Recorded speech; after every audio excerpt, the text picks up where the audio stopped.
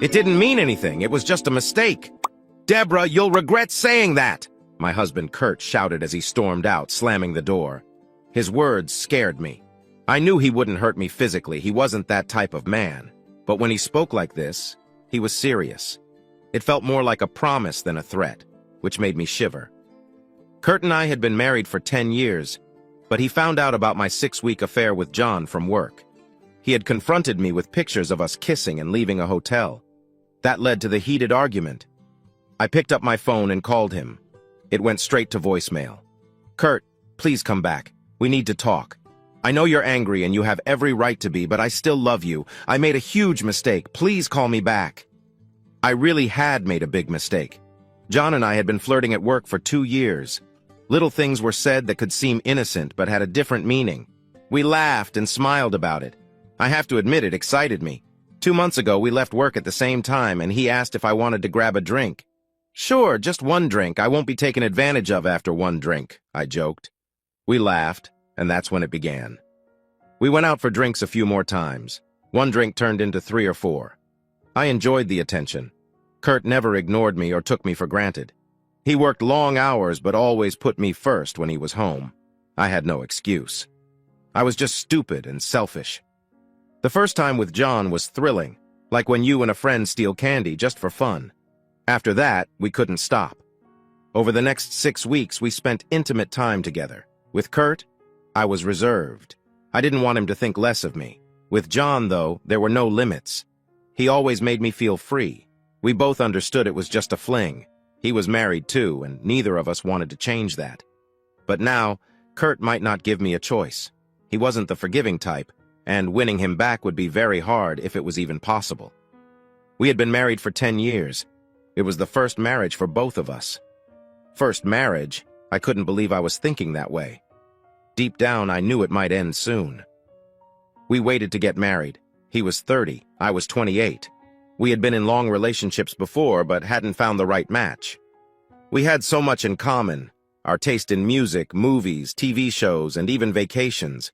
Neither of us liked to just lie on a beach. We loved seeing places and doing things together. If Kurt did decide to divorce me, I would fight it. It would be so hard to find someone else as perfect for me as he was. Why did I do it? I asked out loud.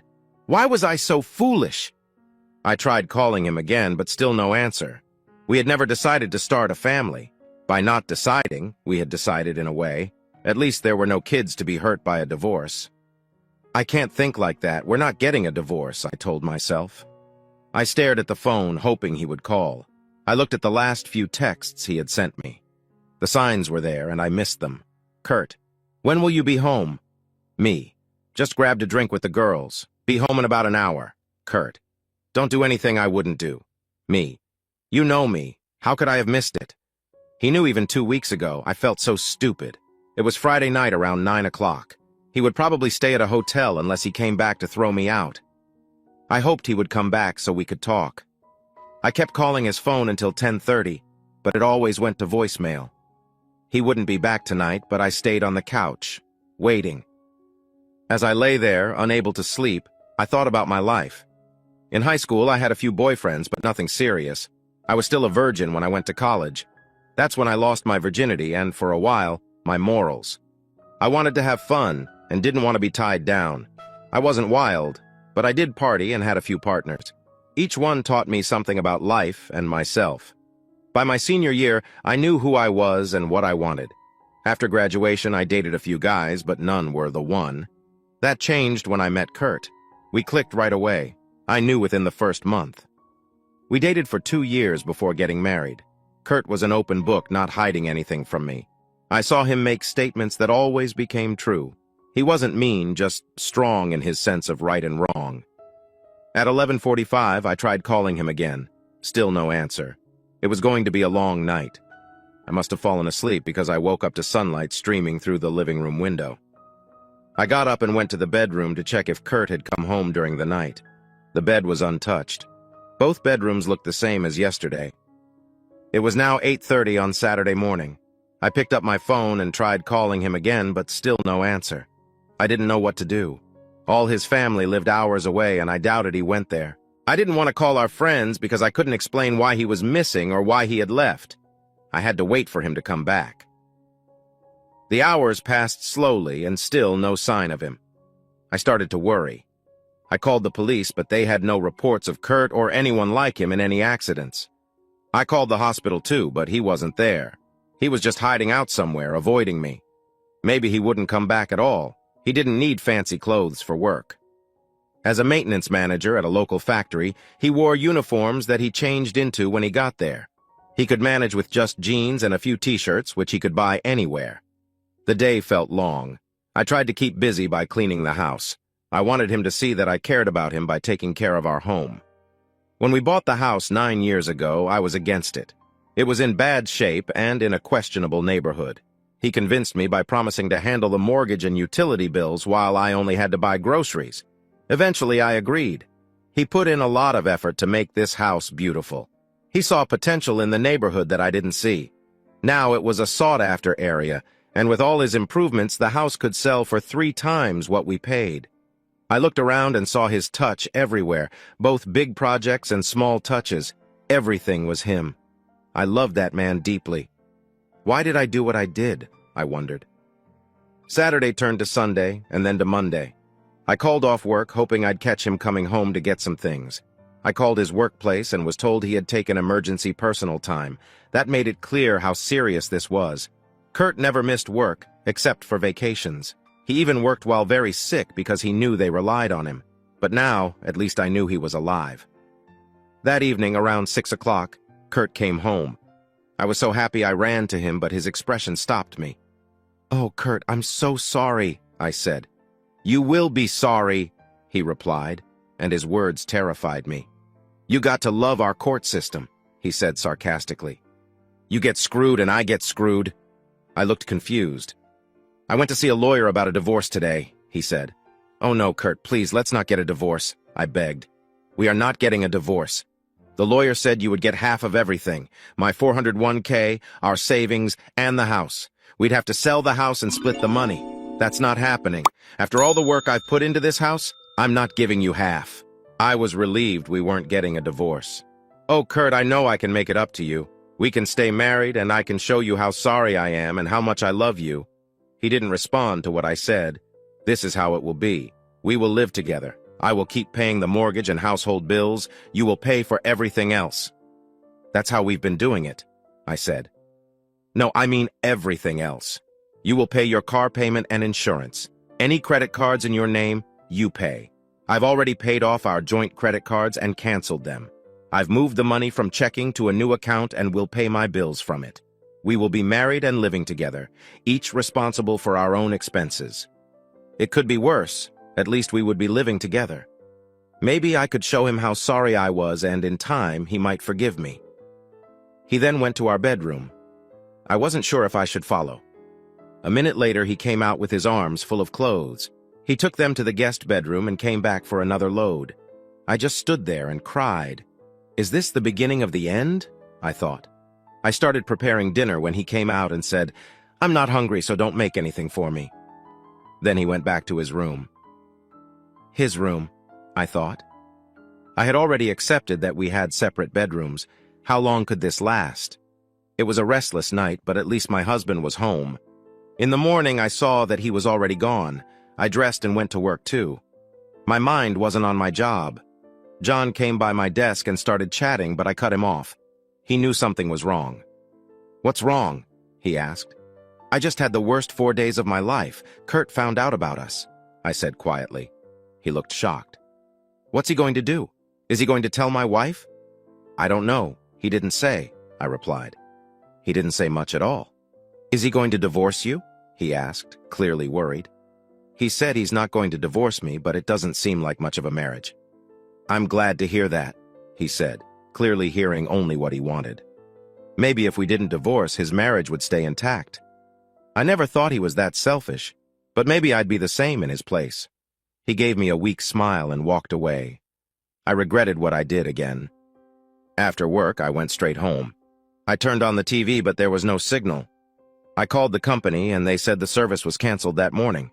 Kurt must have done it. I told them I'd call back later to fix it. I checked the Wi-Fi. The internet was also off. The lights and heating were still on, so at least the gas and electricity were working.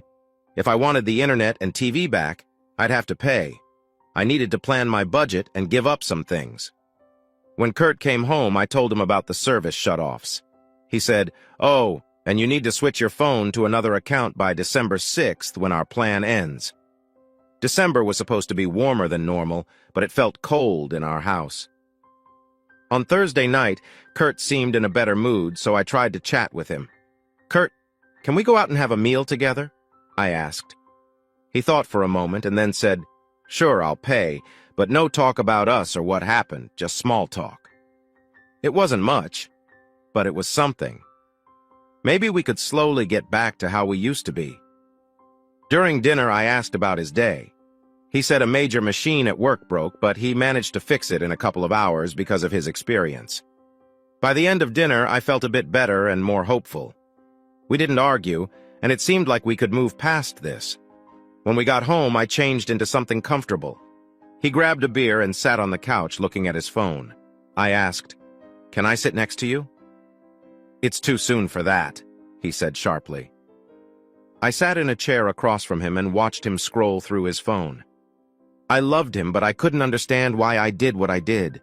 If the roles were reversed, I'd be furious. He would have left. What a double standard. How could I do it? What was I thinking? Clearly I wasn't. I hope we can fix this. It will take effort from both of us. Me giving my best and him being willing to accept it. After a while, he looked up with a slight smile and said, "I'm going to bed." I nodded and said, "You don't have to sleep in the guest bedroom." "I know," he replied, making me feel worse. We weren't close to making up. On Friday at work, I was at my desk when I heard a noise up front. A few minutes later, John came straight to my desk, shouting, "I thought you said your husband wouldn't tell anyone." "Oh my God! He didn't say he would." "Well, I just got divorce papers." "Oh no," I said. "Now everyone would know about my affair with John. I'd be the subject of all the office gossip. How could I face everyone?" I started crying. "What are you crying for? Your husband isn't divorcing you." Then my boss came out of his office and told John, "You need to leave. This is not the place for this." John glared at him, turned, and stormed out. My boss didn't say another word and went back into his office. This was the worst day of my life. Rumors were everywhere, and people were talking behind my back. Some guys even asked if I wanted a drink after work. By the end of the day, I was ready to leave. I was glad it was Friday. I had 2 days before facing everyone again. Driving home, I was filled with emotions. I couldn't believe this. When I got home, Kurt was sitting in the living room. He must have left work early. I was furious. "What did you do? You told John's wife? You knew he'd get served today. That's why you were in a good mood last night. Revenge feels great, right? Because I feel terrible." Kurt just sat there smirking. "Did you know he has 2 kids under 10? I asked. He just kept grinning. "This will tear them apart," I said. He continued grinning. "What were you thinking?" I yelled. "Probably what you two were thinking when you were together," he said calmly. "Oh," I screamed. "You make me so angry." "I make you angry? How would you feel if the person you loved, the person you married, the person you wanted to spend your life with cheated on you repeatedly?" I ran to the bedroom, crying, and slammed the door. I threw myself on the bed. I was so angry at both him and myself. He was right. How would I feel? An hour later, my phone rang. I didn't want to talk, but I looked at the caller. It was my sister, Joan. I sat up, wiped my tears, and answered, "Hi, Joan." "What's going on?" she asked, sounding worried. "Why?" I asked. "What's happening with Kurt?" "Is this a joke?" "What are you talking about?" I asked. Kurt's Facebook status just changed to "in an open relationship." "What?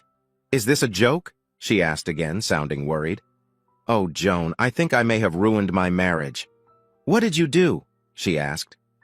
"I had a fling with a guy from work, and when Kurt confronted me, I said, 'It was just sex.'" "Oh, Deb, why would you do that?"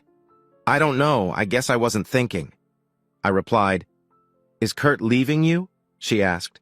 "No, he says if he divorces me, he'll lose everything. So he says we will just live together." "Oh, Joan, I messed up." "Yeah, it sounds like it," she said. "Do you need a place to stay?" "No." Kurt moved into the guest room. "Oh, Deb, If it gets too bad, you can stay with me for a bit. Thanks, but I want to try to save our marriage. I need to be here to do that. Well, the offer stands. I'd better go talk to Kurt about this Facebook stuff. I hope he just did that as a joke. But I don't think so. Well, you'd better get him to change it back or everyone will be talking. Call me if you need anything, she said. I was angry. How could he do that? What was he thinking? I came out of the bedroom ready to confront him. Was that your lover asking if you can go out tonight? He said in a bitter tone. No, that was my sister. She called me wondering what was going on with you. You changed your Facebook status to, in an open relationship? Sure did, why shouldn't I? It means nothing, it's just sex. So I thought I'd join in and see what happens. I looked at him, speechless. I didn't know what to say. Is this what it has come to? I was heartbroken. I turned and without saying a word went back to the bedroom. The tears started all over again. What had I done? Was our marriage broken beyond repair? Could we ever get past this? I must have cried myself to sleep because I woke up lying on my bed. I looked at the clock. It was 4:23 in the morning. I got up, went to the bathroom, and looked in the mirror. I didn't recognize the woman looking back at me. My makeup was a mess, but even worse than that was my face looked older. I stood there looking at myself. How could I have done all I had done without thinking about what would happen? Did I think that little of the promises Kurt and I had made to each other? Did I forget all that we were? I asked myself again a question I had been repeatedly asking myself. Were we through? I started crying again. I couldn't believe I had any tears left. How can I fix this? I asked myself. I didn't know. I couldn't turn back time. I cleaned myself up and got undressed and climbed into bed. I couldn't go back to sleep. I kept tossing and turning. After about an hour, I got up and grabbed my cell phone. As it was coming on, I wondered what messages Kurt had put on Facebook. As Facebook came up, it opened to my page. Luckily, there were no comments posted to me that referred to what I had done or to Kurt's status. I clicked on Kurt's page. There it was. It wasn't in flashing neon, but it might as well have been. There were comments, a lot of them, asking what the new status meant. He hadn't responded. I guess he was letting the statement speak for itself. There was one woman who asked if it was for real, and if so, asked if they could grab a drink sometime. It was a woman he worked with. How fitting. It started with a drink between friends with John and me. Would they end up together? Would he? Why wouldn't he? It was just sex. Wasn't that my attitude? When the shoe is on the other foot, it doesn't feel too good. How could I stop it, though? How could I ask him not to do what I had already done? I could feel my marriage falling apart around me. Would I be able to save it? I cried again. I couldn't believe I had any tears left. Humans are about 60% water. I felt that I had already cried out all of it and more. I must have fallen asleep again, for at 9 o'clock I woke up. I got up, grabbed a cup of coffee, looked around, and saw that Kurt was already gone. There was no note. Was this what it was going to be now? Two people married, living separate lives, not accountable to each other. I sat at the table and drank my coffee, thinking of my life. I had to figure out a way to fix this, so I made a list. 1, I needed to talk to Kurt and let him know how sorry I was. 2, I needed to show him that I still loved him. 3, I needed to give him a reason to trust me and want to try to work this out. Those 3 things would be crucial in saving our marriage. Kurt was gone all day, so sitting down and talking to him didn't happen. How could I tell him how sorry I was if he wasn't around to talk to? Also, how could I show him that I still loved him if he wasn't here? I decided I'd work on 3 first. Give him a reason to trust me and want to try to fix this. It was 11:30 when Kurt came through the door. He smelled like alcohol. I wondered if he had a drink with his coworker from Facebook. I asked him, "Where have you been?" I tried asking him in a gentle tone without any bitterness. What difference does it make? It's not like we have to answer to each other anymore. "Kurt, can we talk?" I asked, hoping he would at least listen to what I wanted to say. "It's too late to talk tonight and too early to talk about our situation, maybe next month," he said. Yep, it's going to be a cold December in the Coleman household, I thought to myself. It was. I tried to show my love to Kurt every day, tried to let him know where I was going and who I was going to be with. I don't know if he appreciated it or felt I was annoying him. I didn't know what else to do. All the time I tried to get him to be close to me, but every time I asked, he said no. Around the second week of December, We got a call from Pauline Dwyer, who lived down the street. She needed Kurt to fix a plumbing problem. Pauline was a 30-year-old mother of 2 little boys. She lost her husband to a brain aneurysm about 2 years ago. The whole neighborhood came together to help her. Neighbors mowed her lawn, trimmed her hedges, painted her house, and babysat her kids. Kurt, being the handyman, was called whenever something was broken. He liked helping out. That's one of the reasons why this neighborhood was a nice place to live. People cared about each other.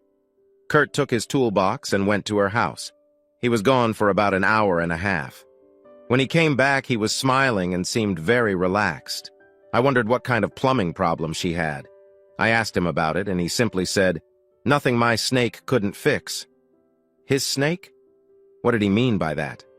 "Well, you look pretty happy about it," I said. "You know I enjoy helping Pauline. It feels good to be needed and appreciated." I thought there might have been more to his visit than just fixing plumbing. How many more times would he be doing this? I was upset. "Kurt, I'm sorry. I wish I could go back and change things, but I can't. It didn't mean anything. It was just a fling." "A fling? You say it so casually. You cheated on me." That hurt. "You had an affair. Call it what it is. You cheated with another man." Oh my God. I had been brushing it off by calling it a fling. I didn't want to face it myself. Calling it a fling made it seem like it wasn't a big deal. But it was an affair.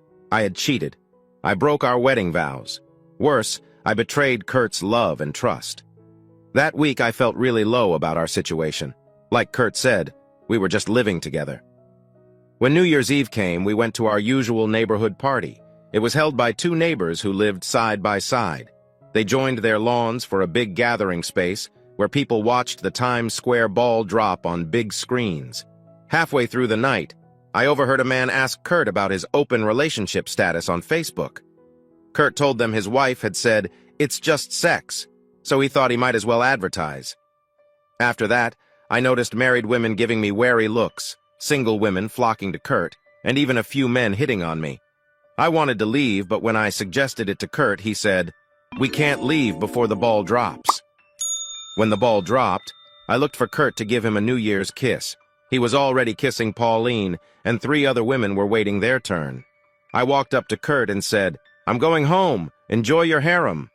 I gave him and the other women a nasty look and stormed off home. I was fuming. How could he flaunt that in front of our friends and neighbors? I couldn't believe it. I paced around the house waiting for him to come back. He didn't come home until almost 2 a.m.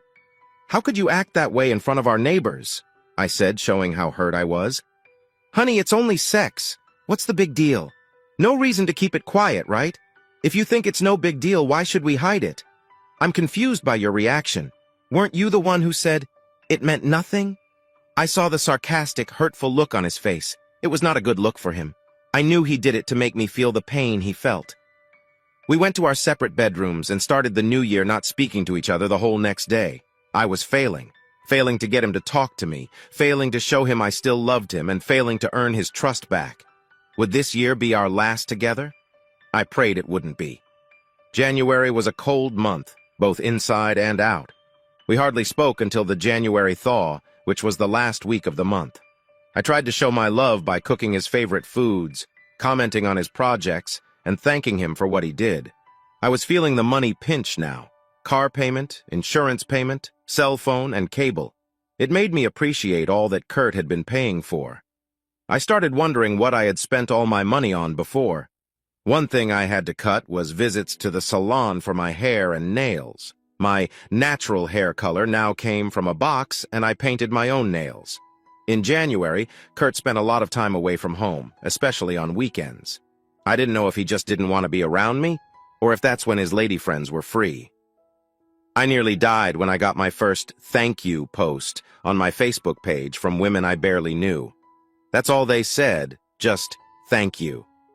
I guessed they were thanking me for being foolish and giving Kurt the chance to spend time with them.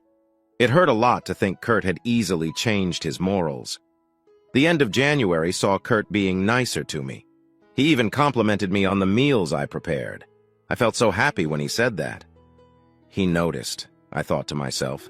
Maybe the ice was starting to melt. February was an emotional roller coaster for me. At work, John was very rude every time we saw each other. His divorce was now in its third month, and it seemed like his ex-wife was winning.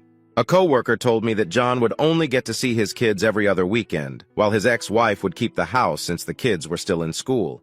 He would still have to pay the mortgage. She did not want to get back together.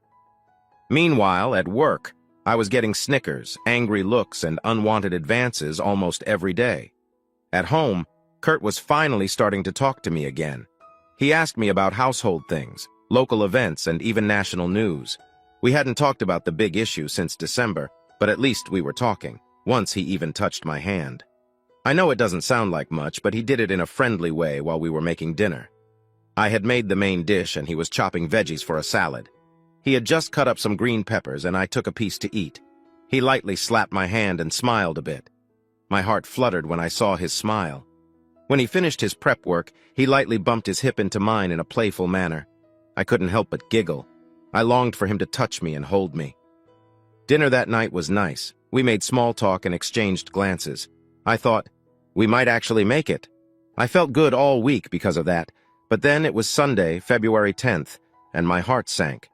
Kurt and I were eating dinner, and I mentioned that Thursday was Valentine's Day. He looked emotionless and said, "Yes, so it is." "Can we go out to a nice restaurant and just enjoy each other's company?" I asked, hopeful. "I've already made other plans," he said. I looked at him, shocked. After a long silence, he said, "I told Pauline I would take her out. It will be 3 years since she's been out on Valentine's Day." "Oh," I said. We didn't talk for the rest of the meal. After dinner, I sat in front of the TV, feeling sad and lost in my thoughts. Kurt must have felt guilty or sorry for me because he said, "We can go out on Friday night." "No, it wouldn't be the same," I said sadly. This would be the first Valentine's Day in 12 years that we didn't spend together. Even when we were busy remodeling the house, we took Valentine's Day off to be with each other. Throughout the week, Kurt was more friendly and caring toward me. But I didn't want pity. I wanted him to care for me because he still loved me. Kurt had told me I would be sorry for what I had done. And I truly was. I had been for months now. I wondered if I could ever win back his love and trust. At that point, I didn't think so. Over the next week, Kurt was really nice to me. He even touched me in playful ways like he used to. I didn't want to get my hopes up, but I did enjoy the attention. It reminded me of when we first started dating. On Friday, Kurt came in with the mail. He said, "Hey, it looks like we got invited to a party next Friday. Want to go with me?" My heart jumped. Kurt was asking me out. He held up a postcard for a leap year party. A friend was throwing a big party because the 29th was on a Friday, and they thought it would be fun to break up the winter months. "Why, Mr. Coleman, I would love to. I haven't done anything on weekends," I said. Since that bad night when I said something stupid, I hadn't done much. Kurt had been out on many weekend and weekday nights, sometimes not coming home until 2 a.m. I never said anything about it. I didn't want to start another fight. I felt guilty because Kurt would never have betrayed my trust. I just stayed home, felt lonely, and cried for the loss of his love. We went to the party and Kurt treated it like a date. He spent all his time with me, talking, laughing, and dancing. I felt like I was in heaven, or at least happier than I had been in the last 3.5 months. In March, Kurt paid even more attention to me. He actually came and sat down on the couch next to me while I watched TV. I had gotten Dish Network as they were offering free installation and a free first month. December had been boring without TV, and I needed something to keep me occupied. The first time Kurt sat next to me, I got goosebumps. We didn't say anything but laughed at a sitcom. I was so nervous. I didn't want to scare him away. After that week, it became normal for him to sit with me. When he took my hand and intertwined his fingers with mine, I had a few tears roll down my cheeks. I'm sure he noticed, but didn't say anything. By the third week, he actually put his arm around me as we sat there. I turned to look at his face. He seemed content. I leaned in and kissed him on the cheek. He turned to me and smiled. I couldn't help myself. I kissed him fully on the lips. It was like a dam broke. We kissed passionately. He held me gently as my arms wrapped around his chest. As my arm moved toward his hip, he softly touched the side of my chest. As he gently touched my chest, I placed my hand on his pants. He was excited. I felt him touch me through my t-shirt and bra. I wanted him so much. It had been 4 months since we were last close. I broke our kiss and whispered, "I want to be with you." Kurt pulled back and looked blank. He got up from the couch and walked towards the bedrooms. I turned off the TV, switched off the lights, and followed him. As I got closer, I heard the door lock clicking. I tried the handle, but it was locked. I stood there, confused. What happened? I thought. We were both ready. I could feel it. He wanted me just as much as I wanted him. My mind raced with emotions. What did I do wrong? All I had said was I wanted him. Now he has locked me out of his room. "Kurt?" I called through the door. "Is everything okay? Did I do something wrong? I'm sorry if I did. Can you open the door and talk to me, please?" "No," he replied shortly. Then he added, "I'm going to bed alone." I could tell from his tone there was no changing his mind. Still feeling the need, I went to my bedroom and took care of myself alone. Afterwards, I lay there, wondering what had happened. He seemed interested in what we were doing. I knew he was. I could feel it. What would it take to get things back to how they were before? I had a restless night. By morning, I felt tired and had to drag myself out of bed for work. It was 7 o'clock and Kurt was already gone. That was typical since he started work at 7. I sent him a text apologizing if I had upset him. Then I sent another text saying, "I love you." His reply was, "Me too." It was our little joke. The first time he had said, "I love you," I had replied with, "Me too," not realizing I was literally saying I loved myself. His response made me smile and feel a bit teary-eyed. I thought to myself, can you love someone and not want to be with them in every way? I knew the answer. Yes, it's what he had been doing for the last 4 months. I was just glad he still loved me. How long could we go on without being close? Would we ever be close again? Would this be a marriage without intimacy for me? I had promised myself that if he came back to me, I would never do anything to hurt him again. I wouldn't even be alone with another man outside of work. I had learned my lesson, and as long as we were married, I would stay faithful to him, even if he didn't do the same. I just hoped that one day we could be like we were before, or at least close to it. When Kurt came home from work, it felt like we were starting over from 4 months ago. He was like a scared stray cat. I had to move slowly and be careful. I sat on the couch alone again and didn't mention what had happened the night before. It took 3 weeks for us to get back to the point where he would sit on the couch and hold my hand. I felt a deep sense of relief when I rested my head on his shoulder and snuggled into his chest. We were watching a romantic comedy, and I was just happy to be at this point again. He kissed me on the head and I said, "I love you." He softly replied, "Me too," and I smiled. A few minutes later he said, "I love you." I responded, "Me too." He hugged me, and I snuggled deeper into him. I didn't say or do anything else for the rest of the movie. I didn't want to risk ruining the moment. I just enjoyed the closeness. For the next 2 weeks, it was the same. Then, on Thursday night, Kurt asked if I wanted to go out for dinner and a movie the next night. I playfully said, "Like a date?" He said, "It's about time I take my favorite girl out." I hesitated, not sure how to take that, and I think he noticed. "I'm sorry," he said. "I didn't mean it that way. Deborah, you're my only girl and always have been." What did he mean by that? I wondered. Was he saying he wasn't with other women all those nights? What about all those thank yous I had gotten? Maybe he meant he had no feelings for them. I hesitantly said, "Yes," and he promised I wouldn't regret it. I had had a lot of regrets in the last few months. I hoped he was right. Date night on Friday was wonderful. Dinner at a nice restaurant, a romantic movie, and finally dancing at a bar. He paid attention to only me, and I focused only on him. When we got home, I took a chance and told him, "I'd really like it if you spent the night with me." He paused, looked at me and said, "I'd love to snuggle in bed with you, Deb, but just to sleep." What could I say? I wanted him in my bed, but I also wanted more. I decided to take what I could get for now, hoping that being close might lead to more intimacy later. I had trouble sleeping that night. I kept thinking of him next to me. I felt so aroused that I had to get up in the middle of the night and take care of myself in the guest bedroom. After that, I returned to our bed and finally fell asleep. The next day was great. We worked in the yard together, sharing little moments of love. He would touch my arm gently and we exchanged secret smiles. I was so happy that I made a silly mistake. When we finished and were heading to the bedroom to clean up, I suggested taking a shower together. He grinned, and then I foolishly said, "We haven't showered together in years." His face went blank again. Then he said, "I'll take a shower in the other bathroom." Oh no, I thought to myself. Why did I say that? I've ruined the mood again. It took 2 weeks before he returned to sleep in our bed. I was getting frustrated and started to think I might live in a marriage without intimacy. Now, over 6 months have passed since that awful day. It's been over 6 months since we have been close in that way. I have tried to be close to him many times in the last 3 months. Each time, he turns me down and looks sad.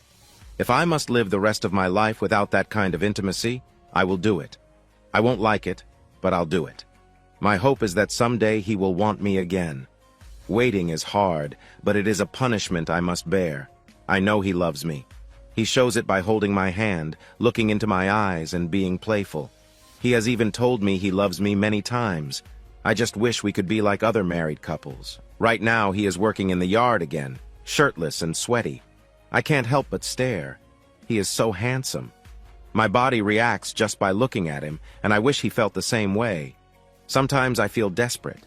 He stands up and sees me staring. He wipes his forehead with his arm and gives me a grin. His grin seems to ask, "Do you like what you see?" "Kurt," I say softly, "I need you. I need to be close to you." His grin turns into a smile. He reaches out and takes my hand. I am speechless as he leads me into the house. Instead of going to a bedroom, he brings me to the living room. He kisses me warmly and lays me down on the rug in front of the couch. He unbuttons my blouse and starts kissing my belly, moving up to my chest. He removes my bra and looks at me with desire. Then he gently kisses my sensitive areas, making me breathe heavier. Soon I feel a rush of warmth and happiness. My husband is being close to me. After our first moment, he unbuttons my shorts and slides them off along with my underwear. The air smells different, and it's clear that we both feel a strong connection. He continues to kiss me, moving from one part of my body to another. Each touch makes me want him more. He gently kisses my toes and makes me feel special, then he moves back to where I need him the most. I open my legs, and he makes me feel incredible. I lose myself in the moment and feel pure joy. As I relax, he lifts my legs and does something unexpected. He kisses me in a place he never has before, making me feel shy but excited. I try to move, but his gentle persistence makes me stay, and the feeling is wonderful. Lost in the moment, I wonder where he learned to make me feel this way. He then uses his hands to touch me differently, creating a mix of sensations that make me lose control again. I regain my senses and see his face close to mine, both of us feeling incredibly close. He kisses his way up to my chest, making me feel warmth and anticipation. Finally, he finds his way up to my neck, kissing me there. I love the feeling. It makes my breath quicken. He is close, and I need him right now. As he nibbles on my earlobe, his intimacy with me grows. He moves slowly, letting me feel every bit of him. I know this is where he belongs, and it feels right. His gentle movements and loving touches drive me wild. I close my eyes to savor each moment. I feel myself getting close to another wave of joy, and I know Kurt must be too. I want us to share this special moment together. When I felt him tense up and he finished inside me, I thought I would feel happy too. As he moved faster, tears of joy rolled down my face. I opened my eyes to share the moment with him. That's when my heart broke. I saw it in his eyes. It meant nothing to him. It was just sex. He finished, but I couldn't share in his joy. My tears of happiness became tears of pain. Epilogue. It's been 8 years since that day that changed my life forever. Believe it or not, Kurt and I are still together. I've read stories about couples getting stronger because of, or despite, infidelity. I find it hard to believe. Infidelity changes a relationship forever. Oh, Kurt and I still love each other. We show it in small ways every day. We say it to each other every day. He even buys me flowers or jewelry just to show he loves me. We are still intimate, only with each other. I do everything for him and never hold back. He also makes me happy. But my heart breaks a little each time. It breaks because it feels like it means nothing to him, it's just sex. And I dread the day it all happened. God, grant me the peace to accept the things I cannot change, the strength to change the things I can, and the wisdom to know the difference. That was the 6th time I had said that prayer out loud with the group. It was my 9th time coming to the group. I didn't know the prayer the first week, and it didn't feel right saying it the next 2 weeks. I guess part of the reason was that I didn't want to change things that I knew I could and should change. By the 4th week, though, I could say it, and it felt like it meant something. I was nervous. Tonight was the night I would stand up and tell my story. Everyone here had been kind and patient with me as I sat at the back of the room. I'm sure most of them had been the same way when they first joined the group. The group was Infidelity Anonymous, a support group for people who were hurt by infidelity or who had been unfaithful themselves. There was no judgment, just support in the long journey to find a way through the pain of betraying or being betrayed by someone you loved. Love was the key. If there wasn't love before, during, or even after, then you probably wouldn't be here. You wouldn't have felt the loss and heartache that infidelity brings. Sure, you might feel embarrassed or resentful, but those emotions fade compared to the hurt cheating causes in a loving relationship. Tonight's moderator, Henry, stood up. He liked to start with a joke. Tonight, I have a story about a first-grade teacher and her students. I should warn you, this is a little shocking for a grade school subject. He was setting up the joke like only a joke master could. The teacher, I won't name her to protect her innocence, was teaching the alphabet and wanted the class to help. Class, today we will go through the alphabet. I will say a letter, and you can tell me a word that starts with that letter. In this class was a little boy, Jimmy, from a tough neighborhood with a rough home life. The teacher learned quickly that this boy had a potty mouth. When she said the letter A, he raised his hand right away along with several others. The teacher thought, I can't pick Jimmy, I know what word he'll say.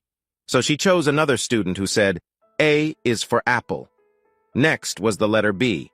Jimmy again raised his hand immediately, even waving it around. Of course, she knew what word he would say, so she picked someone else. B is for boy, another student said. For C, Jimmy's hand shot up again, and he waved it more. The teacher knew better than to pick Jimmy for that letter. C is for cat, another student said. For D, many students raised their hands, and Jimmy was almost out of his seat trying to get her attention. D is for dog, another student said. When she said the letter E, Jimmy again raised his arm and was jumping around. There were only a few other students with their hands up, and the teacher thought through all the possible bad words and couldn't think of any. This might be safe for him, she thought. Okay, Jimmy, what is your word for the letter E? Jimmy smiled and said confidently, E is for elf. The teacher sighed in relief. Then Jimmy added, You know, one of those little guys.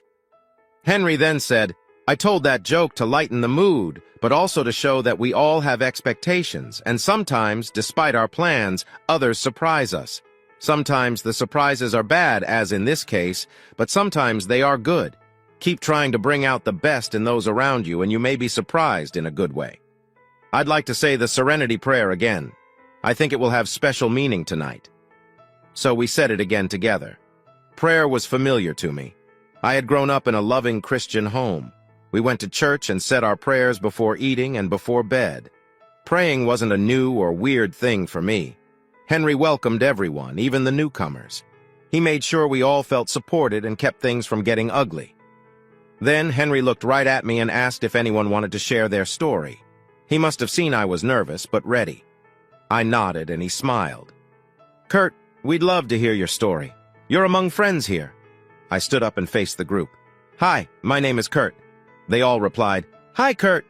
I took a deep breath. As I look at you all tonight, I see only one other person here who shares a certain thing with me. I wear a wedding ring.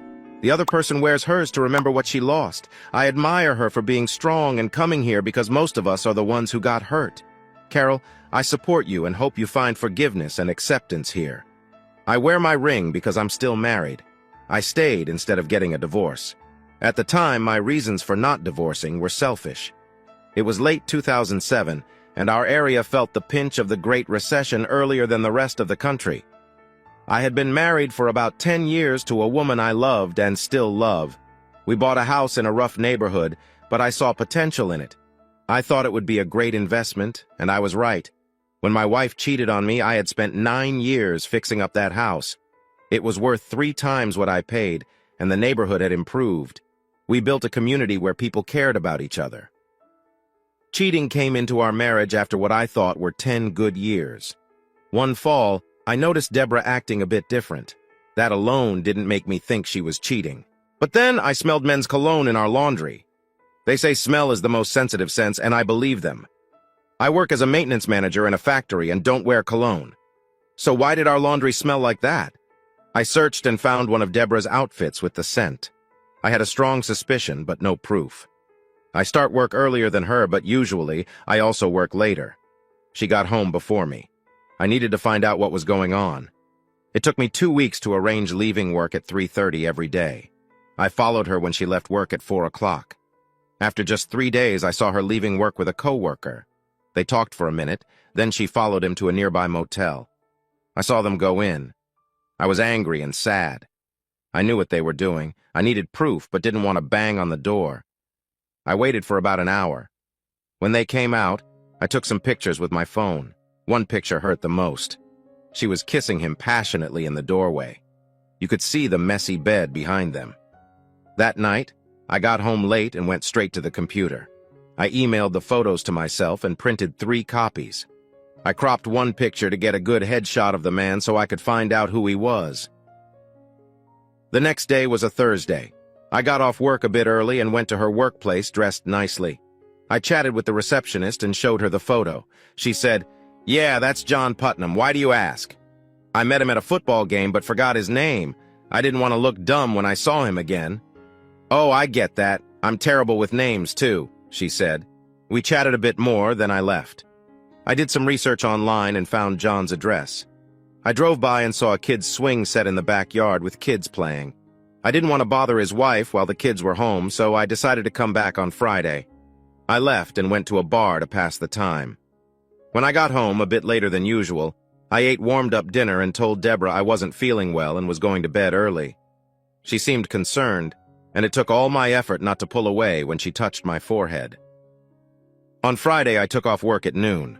I drove to John's house and saw a car in the driveway. I knocked, and a nice-looking woman in her mid-30s answered the door. "May I help you?" she asked. My name is Kurt Coleman, and I really don't know how to say this.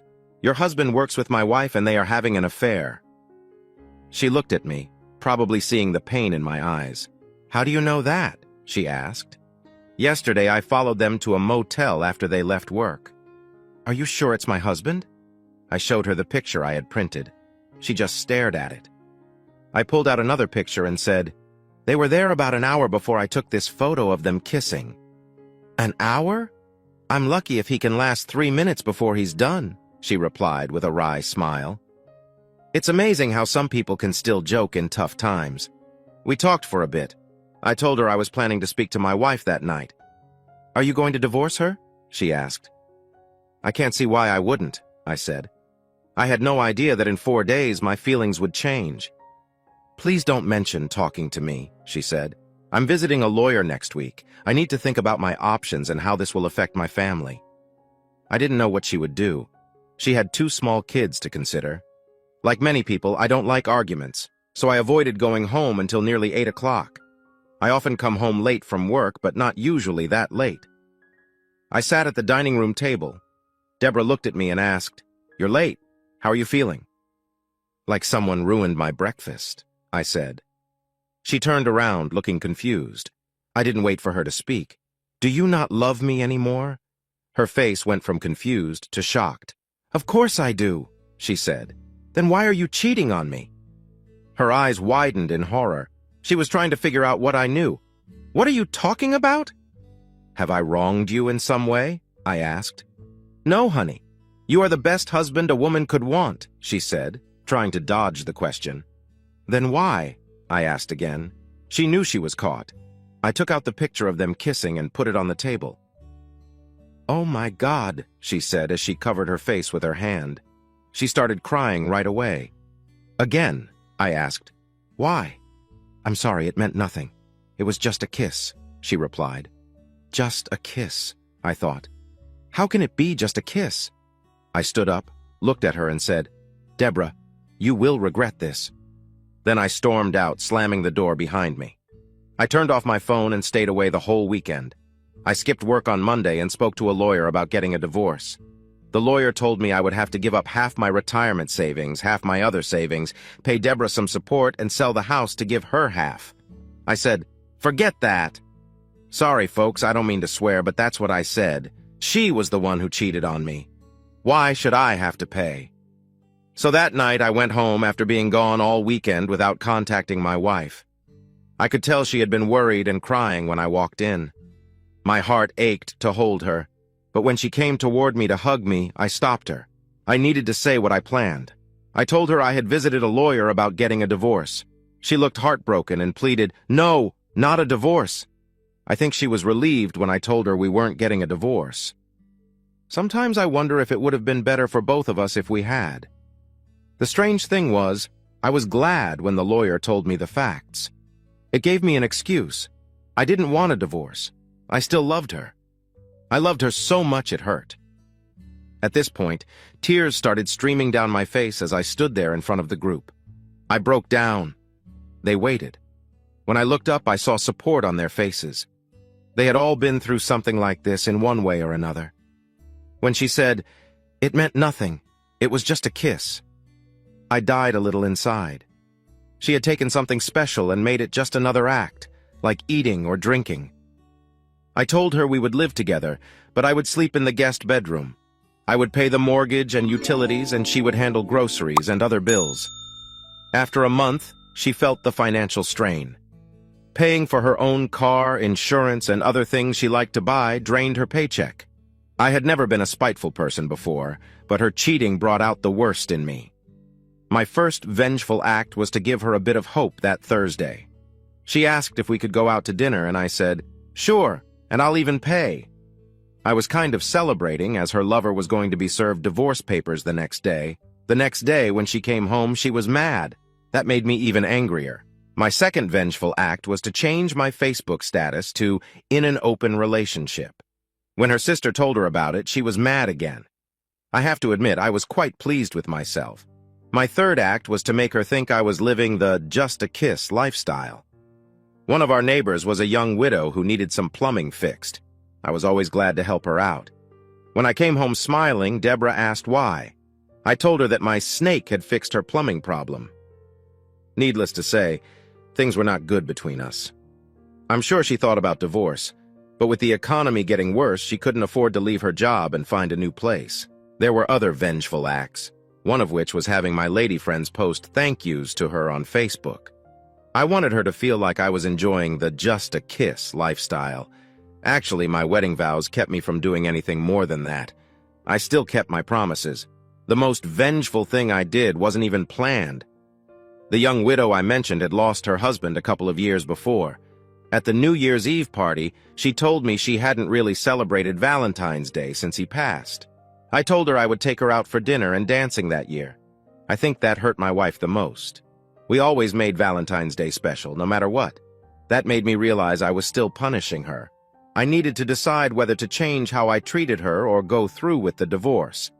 Well, as you know, we didn't get a divorce. So I started trying hard to show her that I still cared. There is one big obstacle that I haven't been able to overcome. It has been 8 years since that night, and I still don't know how to be truly close with her again. Yes, 8 years. You might be asking yourself, why? To explain, I need to tell you that I have been with exactly 4 women in my life. My first was my high school girlfriend. We started dating in our junior year. By the senior prom, we were ready to give ourselves to each other. We were in love, and that summer was wonderful. Then she went off to college, and I started an apprenticeship in machine maintenance. She soon realized she didn't love me anymore. Our summer of love was over. She was moving on. I had 2 other loving relationships, each lasting about 2 years. Both ended because we knew we wanted different things in life. Then I met Deborah. We clicked. Within the first month, I knew she was the one. 2 years later, we got married. I tell you all this to help you understand why I still have a problem with my wife cheating on me. In all my relationships, it was never just sex. It was always making love. So when she said it was just sex, I couldn't believe it. Is the Super Bowl just a game to New England Patriot fans? Is the World Series just baseball to New York Yankee fans? Is the Stanley Cup just a trophy to Red Wing fans? Is the championship just another game to Crimson Tide fans? Or to Manchester United fans, how would they feel if the coach said, "It's only the World Cup"?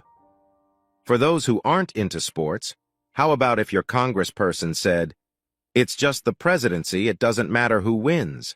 Or if your pastor, priest, rabbi, or imam said, "It's just religion, it doesn't matter which you follow"? I was getting emotional as I said, "How can it be just sex?" I continued, tears in my eyes, "For the past 8 years, I have not been able to make love to my wife. Oh, don't get me wrong, we have sex. I guess, though, that sex is just a physical act. It doesn't take love or any emotion at all. From that point on, sex with my wife was just a physical activity. An enjoyable one, sure, but ultimately just physical. So I stand before you today, first to apologize for taking up all the time tonight, and second to ask how I can get past my mental block and start making love to my wife again, instead of just having sex. The Serenity Prayer taught me that I can't change the past, but I can change the present if I can figure out how and then have the courage to do it. The courage to become vulnerable again. Any and all suggestions would be appreciated. Thank you for listening. Now I'm sitting at my desk trying to focus on my job. I'm nervous. Today is the day Deborah will decide if our life together will end soon or later. I am praying she will want to fight for us to stay together. The decision is ultimately hers, though. I can see her deciding either way. We have been married for 19 years now. I am hoping we will see our 20th anniversary, maybe even our 50th. Our marriage hasn't been perfect, and the last 9 years have been tough. Even though I've shown her I love her every day, I know I've also made her life hard. I could understand if she chose to just give up and end it. 9 years ago, when Deborah had an affair, I thought about ending it. I even went to a lawyer to talk about a divorce, but I chose to stay for both selfish reasons and because I didn't want a divorce. I loved her even though I was hurt. Now, 9 years later, I hope she chooses to stay with me. Our appointment is in half an hour. She stayed home from work, and I went to work to give her space. It's a good thing I'm no longer working on machines. I might have hurt myself because my mind would be elsewhere. Instead, I sit in my office directing others. That gives me a lot of time to think about the last 20-plus years Deborah and I have been together. Deborah, the appointment is in half an hour. I still haven't made up my mind. Either way, our lives will change a lot, maybe forever. I have to decide if it's worth it. Kurt says, "Don't give up." But I wonder if it would be better if I did. He could find someone else to love completely. I know he loves me, but since I cheated, the love is not there in our most close moments. Looking into his eyes when we are together and not seeing the love hurts so much. For the last 5 years, I've preferred not to have to see that look in his eyes. Lately, it has hurt to be close to him, both physically and emotionally. I decided to take care of his needs in other ways. At first, I thought my irregular periods and occasional bleeding were signs of menopause. I knew my sex drive had dropped. After all, I'm nearly 50. When I wasn't getting wet, I thought it confirmed menopause. When I talked to my gynecologist, she asked how long I'd had pain during sex. I told her, about a year. I thought it was just because of menopause and less lubrication. She looked at me and said, "I'm going to order some tests." The test came back with more than menopause. She told me I have vaginal cancer. She gave me information and websites to visit. That night, when Kurt came home, he knew something was wrong. I tried to act normal, but he kept asking. When I told him, he was crushed. He immediately started looking up information online, printing out pages of it. "Honey, we can beat this. The road is long, but I know we can do it," he said, trying to comfort me. "The truth is, I'm not sure I want to fight. My doctor said I needed to see a cancer specialist. From what I read online, I would need a radical vaginectomy. They would remove all my reproductive organs and rebuild a vagina from my own tissue. I might also need radiation or chemo. It would take months to feel normal again, and that's if everything went well. How can you feel normal when so many parts that make you a woman are gone? I didn't know if I wanted that kind of normal. And then there's Kurt. How would he feel about the new me? If he couldn't be close to me now, how would he with a rebuilt me? Would I even feel like a woman? I knew I would feel different inside, even if I looked the same on the outside. As I get ready to make the appointment, I'm leaning toward just letting it run its course. As long as I can manage the pain, I can tough it out. Kurt, I'm waiting in the doctor's office when my wife walks in. I can see it on her face. She's made her decision. I pray she's chosen to fight. She sits next to me. I kiss her softly. I love her so much. What would I do without her? I would be lost. She's my soulmate. Lord, help us through this. Take this from her, I pray silently. Tears form in my eyes as I stare at the floor. I need to stop crying, I tell myself. I need to be strong for her. She needs me to be her rock. Mr. and Mrs. Coleman? The nurse calls. We look up and nod. The doctor will see you now. As we walk into the room, I grab Deborah's hand and give it a squeeze. She squeezes back. We are in this together. The doctor greets us. I wonder how many of these talks he's had. We sit and he asks, "Do you have any questions?" Deborah, the doctor, asks if we have questions. The websites gave us more answers than we had questions. I felt I knew almost everything, so I said, "I think I have all the answers I need." The doctor starts explaining the procedure and what to expect. I stop him. What if we do nothing? He looks surprised. He fights the disease. He doesn't think someone might not want to. He stammers, well, the pain will get worse and the cancer will spread. If you only manage the pain, you'll probably not last a year. I know he said that to shock me into changing my mind, to scare me into fighting. I look at Kurt. He has tears in his eyes. He didn't expect that from me. He hoped I would want to fight, to say, "I'll do anything to stay with you." But after my research, I thought maybe it was time to let him go. People say it's selfish not to fight. Think of your loved ones, they say. How will this affect them? I am thinking of Kurt. He's still young enough to find someone else, someone he can love fully, not just be with. It's been 9 years, and he hasn't forgiven me. I know I hurt him badly. I thought we could move past it. I've shown him every day that I love him. He's shown his love, but he still hasn't fully been close to me. In a way, I am selfish. When I cheated, I should have let him have the house and just asked for enough to live on until I could find a place. But I wanted to stay married, to feel his love. I didn't want to let that go. But now, with this cancer, it felt like God was telling me it was time to let go. Kurt speaks up. "Can I have a few minutes with my wife?" The doctor says, "Sure, my next appointment isn't for another 20 minutes, so I'll let you talk." Kurt turns to me with tears in his eyes. I see the pleading in his eyes. He really wants me to change my mind. "Deb, we can fight this. The chances of success with this surgery are good. I'll be right there with you all the way," Kurt says. "Kurt, you've read the same things I have, the possible side effects and complications. I will immediately go into menopause and my interest in physical intimacy will probably disappear. It will take months to heal. When I do heal, things will feel different for me, and probably for you too.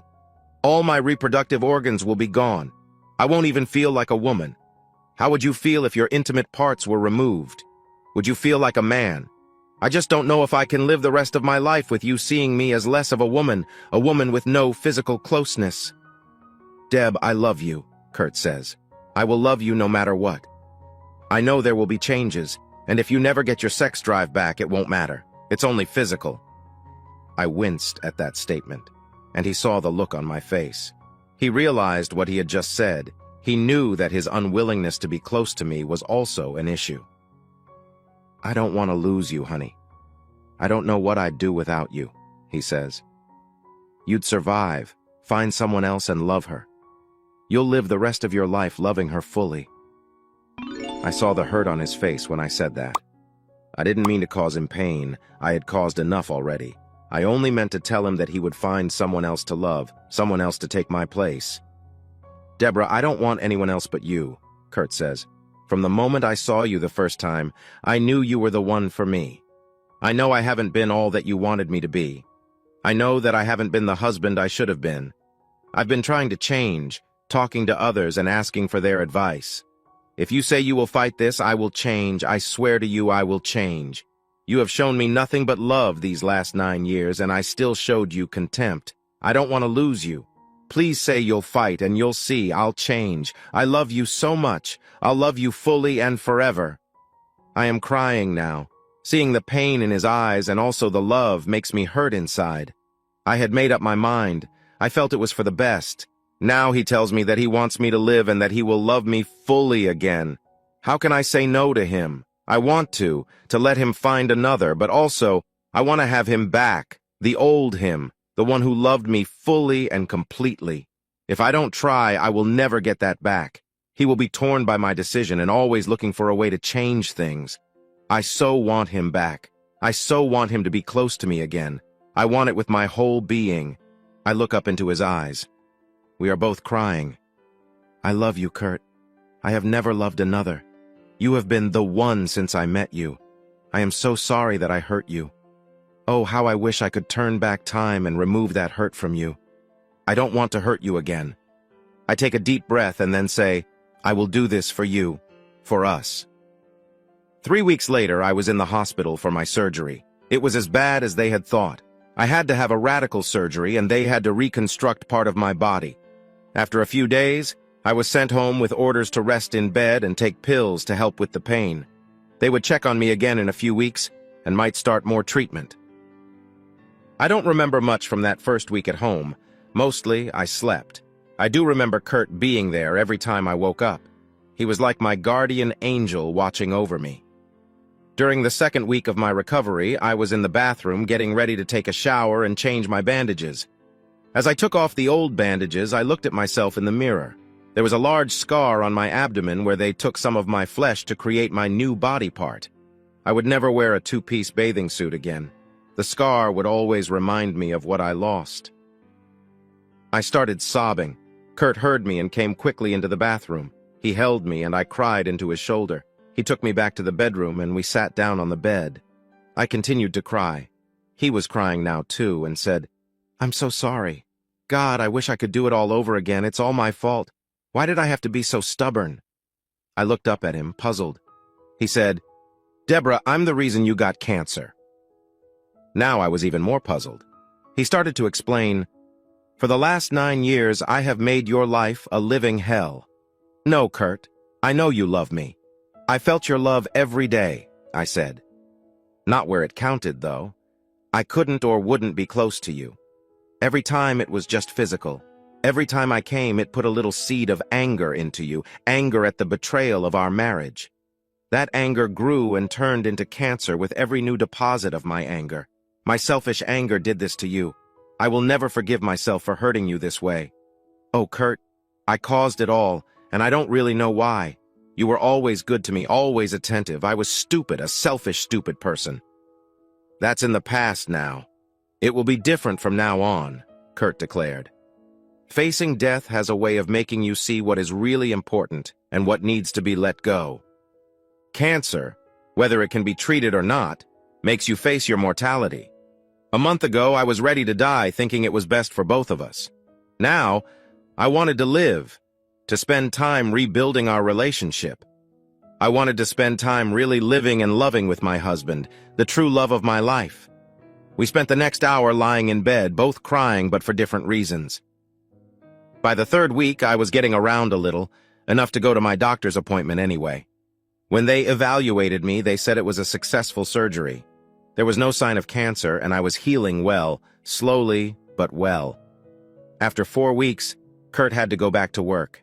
He used up all his vacation and personal time to be home with me while I was recovering. I still wasn't completely better. I was probably only 60 to 65% back to my new normal. One morning, I was lying in bed, not wanting to get up, when the doorbell rang. I slowly got out of bed, hoping whoever it was would just leave. The doorbell rang again. I put on a robe and made my way to the front door. It was Pauline, my neighbor. Why was she here? When I opened the door, she was standing there with a casserole dish in her hands. After my surgery, the neighbors had arranged meals for us, so seeing her with a casserole dish wasn't surprising. But since I had been getting better, the meals had slowed down. Hi, Deborah, she said. I know Kurt went back to work today, so I thought I would help you out. All you have to do is heat it up. Thank you. Come on in and I'll put it in the fridge, I replied. Pauline was one of my neighbors, but I had been upset with her since about 9 years ago. Kurt had gone to help her with a plumbing issue that night. I needed to be polite, though. "So, how are you doing?" she asked. I could see she was a little nervous, like she had something on her mind. "Getting better? Not 100%, but better every day," I said, trying to keep the talk light. She hesitated, but then finally said, "Deborah, can we sit down and talk?" "Sure," I said, as I led her into the living room. We sat down and she started talking. "I feel like something is wrong between us, and I'd like to clear the air if possible." "No, there's nothing wrong," I lied, trying to avoid the topic.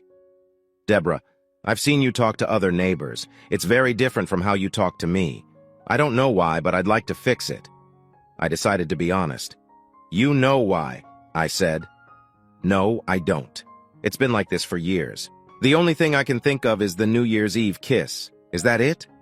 "It's more than the kiss. I know Kurt spent the night with you earlier that month," I said.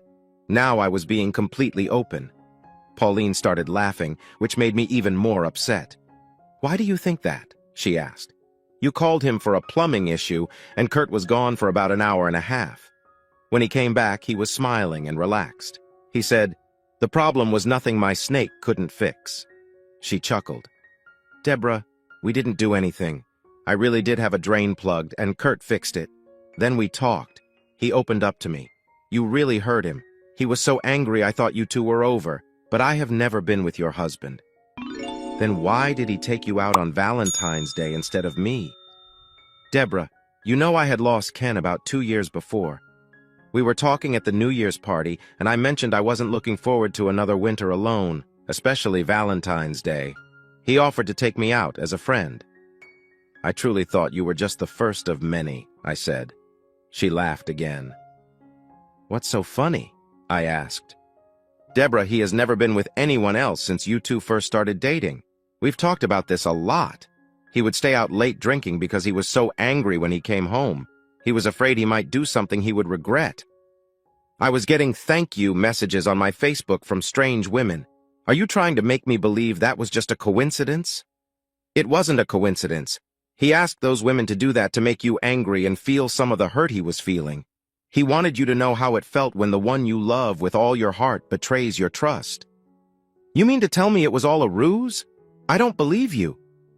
I was getting angry that he would do something like that to me. How could he?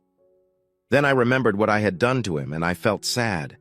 I truly hurt him. I stayed silent, deep in thought. If he hadn't been with anyone else, then I didn't ruin his morals. He was still the same man I married, a bit worse because of what I did, but a man with principles still. Then Pauline spoke. "He loves you dearly. That's why he asked you to fight this cancer. He told me you thought of just letting it go, but he didn't want to lose you." I started crying. I had made a mess of our relationship, and yet he still loved me. After crying for a while, Pauline asked, "Can we change the subject?" "Yes, please," I said. We talked for about an hour. I was really connecting with her. She was being totally honest with me, so I asked her a question that had been on my mind for the last couple of years. "Pauline, can I ask you a personal question?" "Sure. We're both opening up today." "Go ahead, ask anything," she said. "What happened between you and Bruce?" Bruce was Pauline's second husband. They divorced a couple of years ago. She got sad and then said with regret, "I think it was doomed from the start." "Why?" I asked. "When you lose someone you love with all your heart, you don't stop loving them. They are always there in your mind and heart. Sure, there's a physical void, but they are still part of you. When someone else comes along, they have to share your love with that person who passed away. That's hard to do. They want all of your love. They usually don't want to share. With us, it was even more complicated. I had 2 preteen boys. They weren't hostile towards him, but he wasn't Ken. He wasn't their dad. I think the final straw was when we were in our 2nd year. He started talking about selling the house and moving out of the neighborhood. Ken and I bought that house when we were newlyweds. We renovated the house together and brought our babies home there. I couldn't leave it. I also couldn't leave the neighborhood. My parents died in a car crash when I was in college. So, when I lost Ken, I lost my family. The neighbors helped me, supported me, and loved me. They became my family. I couldn't leave them. It was tough, and I cried a lot. But the neighbors, especially your husband, were there for me. Now, when I work at the hospital, I don't worry about my 2 sons. Friends and neighbors, my new family, look after them. She spoke with such passion. It made me think of when we bought our house. The neighborhood was different then. It changed into something better because of Kurt. We chatted a bit more, and then Pauline had to leave to get some sleep before her night shift. When Kurt came home, I had the casserole warmed up and dinner on the table. We enjoyed a lovely meal together. After dinner, I asked Kurt, "Can we talk?" "Sure, honey, what's up?" "There's something we need to address," I said. He glanced around playfully, but then got serious. "I guess we are overdue." "Kurt, first, I want to say how sorry I am. I've said it many times, but I need you to know I mean it. If I could change things, I would." "I know that, Deb. Don't you think I see the pain whenever something reminds us of what happened?" "I know, but you know I love you, right?" I said. "Of course, honey. Now you're worrying me." "Don't be.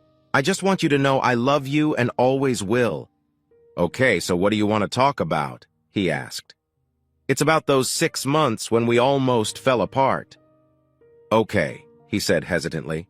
"I know this might sound hypocritical, but when you chose a lifestyle that was just about physical things, I was distressed and upset. You changed from the man I married. Yes, I know it was my fault, and maybe I deserved it, but it hurt knowing what I had done to you." "Okay, so?" "I learned from Pauline today that it was all pretend. You never slept with anyone, at least that's what she told me."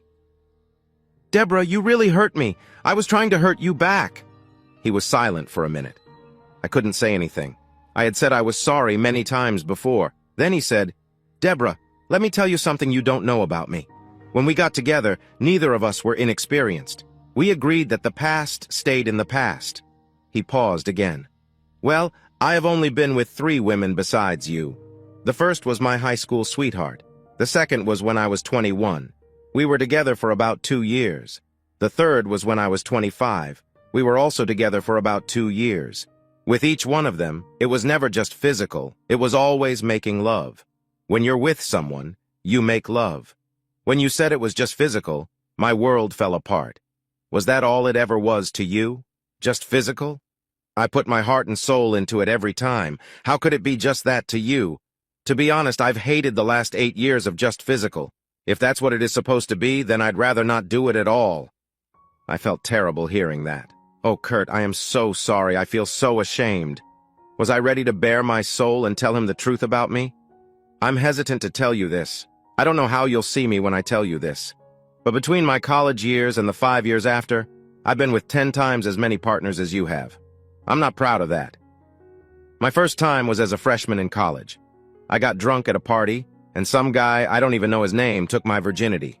I felt used. So I attached no emotion to the act, that is, until I met you. You were different. Every time you were making love to me, I could see it in your eyes. It felt like I was the only person in the world. These last 8 years have been torture for me. Having you without love in your eyes broke my heart." I paused, wondering if I should say the next part. I knew it would bring back bad memories, but I had to tell him, to bare my soul. The times with John were me going back to my college days, thinking of it as just physical with no emotion. Again, I'm so sorry. Do you think you could ever love me and trust me enough so I see that love in your eyes when I'm ready to be close again? I paused again. Kurt was silent. I wasn't sure what he was thinking. I couldn't stand the silence, so I spoke again. "Kurt, I know it will take a while until I'm healed enough to be close again, but I wish I could make it up to you. Deb, we both made mistakes. Me more for not forgiving you and just using you. I want nothing more than to have my wife back, not just in my life, but in my heart." I looked at my husband. We both had tears streaming down our faces. I so wanted to make up for all the hurt I had caused him. "Kurt, you know it will be a while, but if you want, I can help you in other ways in the meantime." Then he said something that made me feel I had my husband back completely. "Deb, I think I'd like our first time after the surgery to be special. I don't want to cheapen it with substitutes as much as I enjoy what you do for me," he said with a grin and a wink. I was so glad we finally had that talk. For 8 years, I feared bringing it up, afraid he would go back into his shell or decide to leave me forever. He probably didn't want to talk about it because it brought back bad memories. But now, maybe we could move on. I felt like we had lost almost 10 years. For the next 2 months, we were really close, sharing everything. We couldn't stop sending I love you texts when we weren't together. I was eager for the doctor to give us the okay to be close in every way again. When the doctor finally gave us the all clear, Kurt made a reservation at a fancy resort for 4 days. I was so happy but also nervous. Would Kurt still feel the same about me? I had some changes that he would need to get used to. When we got to the resort, it felt like our honeymoon all over again. We rushed to our room, so excited. I felt a bit shy about my body. Before I took off my top, I told Kurt, "Let me get ready first." I went to the bathroom with my overnight bag. I looked at myself in the mirror. Kurt loved me for who I was, but seeing my scars still made me sad. I hoped he would still find me beautiful. I put on a red nightgown that covered my scar but still showed some skin. I hoped Kurt would like it. I also prepared myself for what might happen next. Feeling nervous, I opened the bathroom door. Would things be the same as before? I said a little prayer, hoping Kurt would still love me the same way I loved him. When he saw me, his eyes lit up. "You look amazing," he said. My heart jumped. Then he added, "I hope you don't expect that to stay on long. I could tear it off you right now." I smiled, just the reaction I was hoping for. He reached out and took my hand. He led me to the bed, kissed me deeply, and laid me down. He started kissing me all over, making me feel loved and special. I calmed down as he continued to kiss me. Soon we were so close that I felt all my worries go away. He paused at my scar, and I felt nervous. Then, he kissed it gently. This simple act made me feel so loved and accepted. He kissed me all over, driving me wild with anticipation. I loved the way he kissed my neck. It felt so intimate and close. Finally, we became one again, in a way that was slow and loving. It felt like our hearts were speaking to each other. I realized then that despite everything, our love had only grown stronger. I feel every bit of him filling me. It's different, but also familiar. Kurt is back where he belongs. He moves against me while kissing my ear. It drives me wild. I close my eyes to enjoy the new feelings. I can feel the veins on him as he moves in and out of me. The doctor did a great job making it seem real. As I get close to climax, a feeling of déjà vu hits me. Kurt and I have been together for about 8 years and have been intimate many times. This moment makes me remember a time long ago when we were on the living room floor. I start to feel nervous. I'm close, and I know Kurt is too. It's been months since we've been together like this. I want to reach the peak at the same time as him. I want him to love me completely. I'm nervous. Will this bring us closer, or will it push us apart? As he moves faster, tears start to run down my face. I open my eyes to look at him. That's when I see it. A look of total love, something I haven't seen for 9 years. He loves me completely again. He reaches his climax and I join him. My tears change from fear to pure joy. We collapse on the bed together. I feel like I'm in heaven. The surgery, the recovery, the waiting. It was all worth it. I have my husband back. Smiling widely, I look into his eyes. "I love you," he says. "Me too," I reply, and we laugh. We lie there, enjoying the moment. It feels like we're newlyweds again, starting fresh. After a while of kissing and soft talking, I want to be with him again. His body is relaxed, but I know I can change that. I look into his eyes and start to touch him. He knows what I want and what I'm about to do. I pull back the sheet and kiss my way down his chest and stomach. I can smell both of us as I get closer. He's already starting to get firm. I take him into my mouth and swirl my tongue around, paying close attention to the sensitive spots. He quickly gets hard. I work my lips up and down, sucking gently, and tickle him with my fingers. Moving slowly, I build him up before releasing with a soft pop. Then I press him into my mouth again. He loves this. It makes him feel wild. Soon he's fully ready. I look up at him, but I don't stop. I want him to be with me again. This time I'll be on top, looking into his eyes as we move together. The moment is intense and amazing. As he comes, I do too. His touch drives me crazy and sends me over the edge. We lie together, enjoying the feeling. "I love you," I say.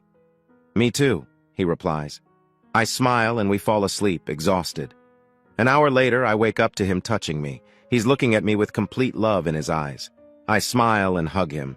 We spend the weekend enjoying each other. We get a couple's massage, eat at a nice restaurant, walk by the lake, and of course make love often. I can't get enough. It feels like it's been forever, and I want him all the time. When we go home, we don't fall back into old routines. We promise to focus on each other. Every day feels like a honeymoon. We don't sweat the small stuff. We know how to love and please each other, and we do. I just wish it hadn't taken so long to reach this point.